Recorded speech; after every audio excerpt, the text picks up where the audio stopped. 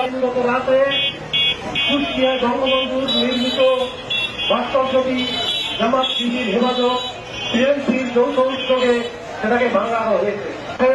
একটা অন্যরকম মর্যাদায় আসতে হবে, কিন্তু মৌলবাদী চক্র পাকিস্তানের পরাজিত যারা দোষাই দেখে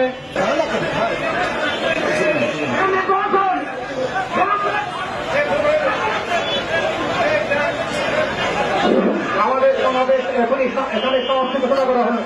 আপনাদেরকে জানিয়ে রাখি যে এই মুহূর্তে কমিশনার উপজেলা আওয়ামী লীগের সম্মানিত সভাপতি তিনি বক্তব্য দানকালে হঠাৎই এই অনুষ্ঠানে অসুস্থ হয়ে পড়েছেন, তাকে এখন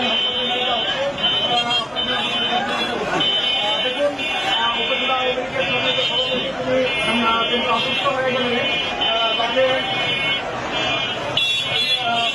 বক্তব্য দেওয়ার সময় হয়ে যান, তাকে পরবর্তী দিয়ে যাওয়া হচ্ছে।